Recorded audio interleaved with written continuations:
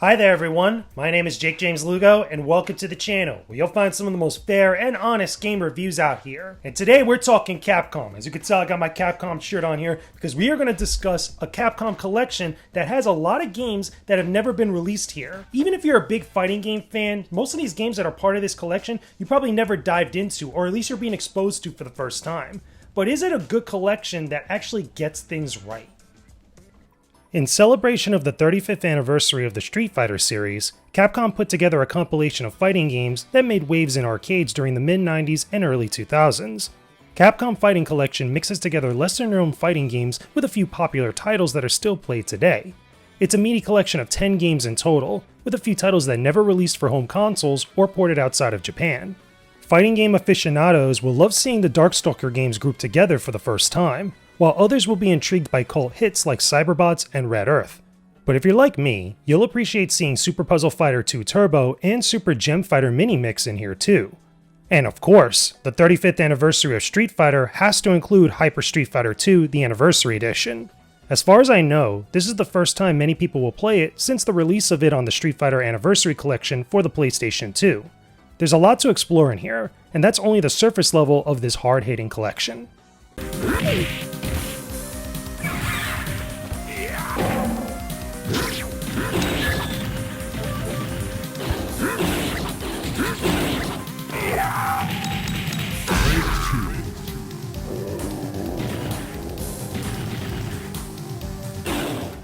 So a couple things about this collection offhand. I actually do like the simple menus you get to navigate through, which are very similar to the Capcom Beat 'em Up collection that we had a while back. And I get that there's an argument that this collection is kind of basic with the way it looks and its menus, especially when you compare it to the Mega Man Legacy collection or the Street Fighter 30th Anniversary collection. Those things had montages of characters in the background and different music.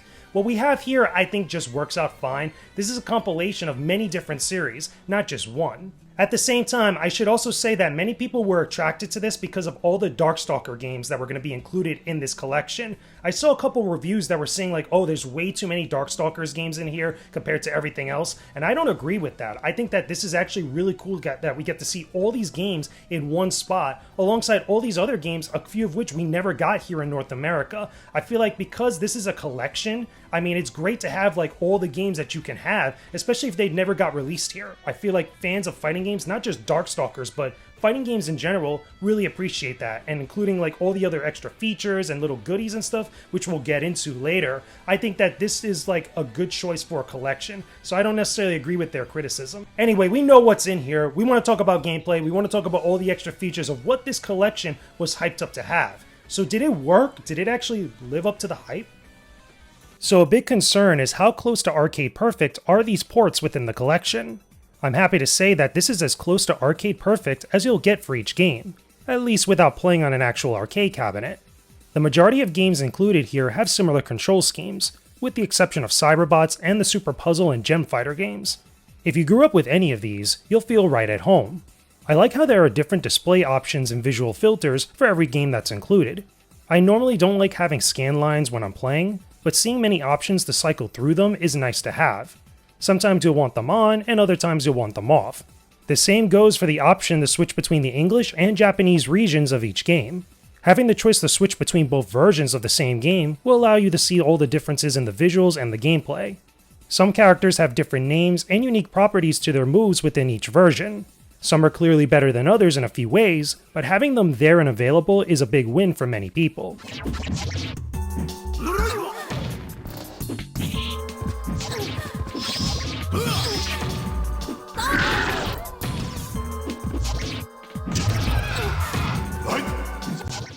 Now what about that online play?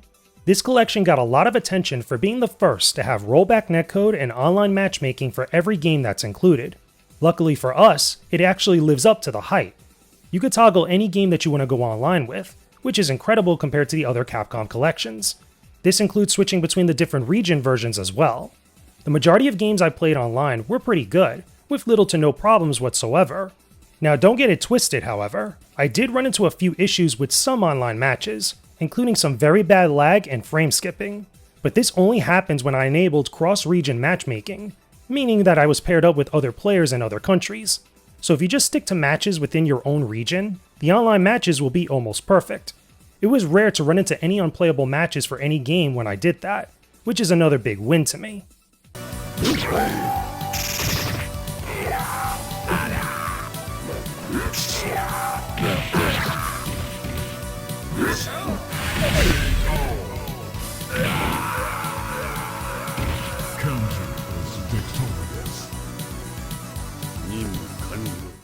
To be honest with all of you, I don't have a lot of criticisms about any of the games that I played in this collection, either offline or online. I actually had a lot of fun going through all these different games. Even when I was going online with some of the different matches and some of the stuff with the cross-region matchmaking that was a little bit annoying, the majority of the games that I did play was rather enjoyable. If I had one little nitpick though about this collection, I would say that the ability to change your controls in all of the games, the way that it's done is kind of archaic. I would rather have it where I could just tap a button to a specific type of function and choose what I want my controls to be, as opposed to just going through every single one of the actual abilities in every single game and toggling what I want it to do. To me, that's very archaic. That's in like some of the older collections that Capcom has put out, rather as opposed to now with most fighting games these days, you could just go to the controls, tap which button that you want it to do, and again, you're good to go. It just seems like a more efficient way to set up your buttons. But everything else seems to be pretty darn good. Yet there's still one thing though that most Capcom collections, or collections in general, should get right,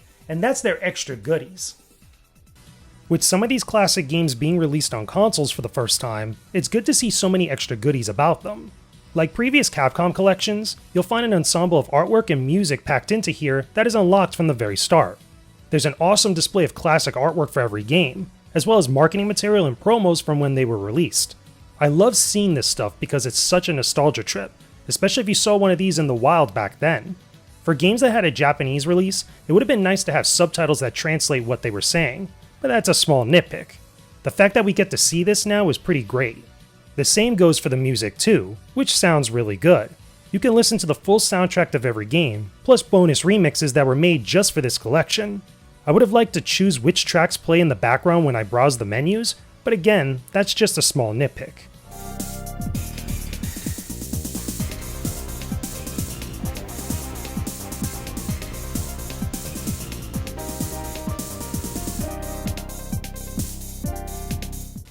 Once again, I have a small nitpick about all this stuff. I would have liked to see maybe some developer interviews, either with translators for Japanese developers or other people that maybe worked on these games back in the day when they were first released. I feel like that's like extra cool stuff that should be included on a compilation.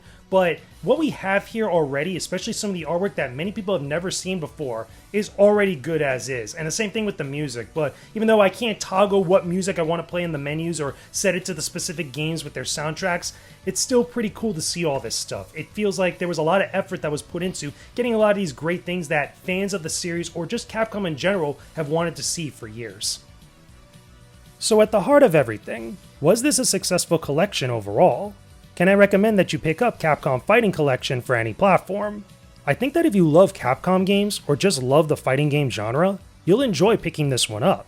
But I don't think people who are just getting into fighting games now will have the same appreciation for it.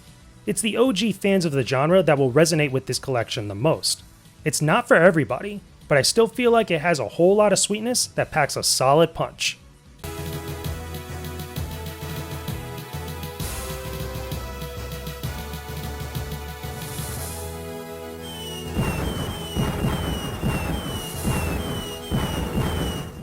So I gotta admit guys, I enjoyed my time playing through Capcom Fighting Collection. I think that it's a good compilation of games, especially classics like Darkstalkers and other games that never came out here that many people are probably gonna play for the first time, and I think that's pretty darn cool. The fact that we could play them all online too is a godsend for many people that just love this genre. Now I did play this on the PlayStation 4 as you can see, and it's also available on Nintendo Switch and Xbox Series X and S.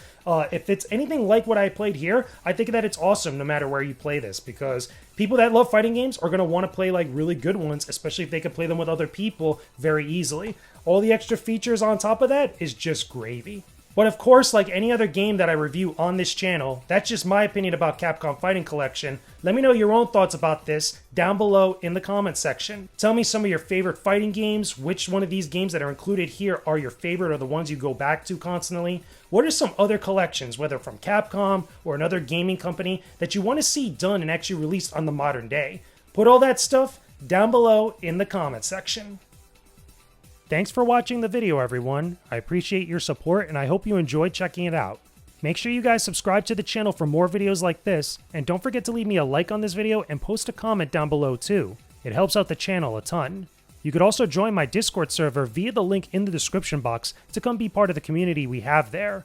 Whether you agree or disagree with me, come chat about games with everybody in there. It's a lot of fun people that I know you'll get a kick out of.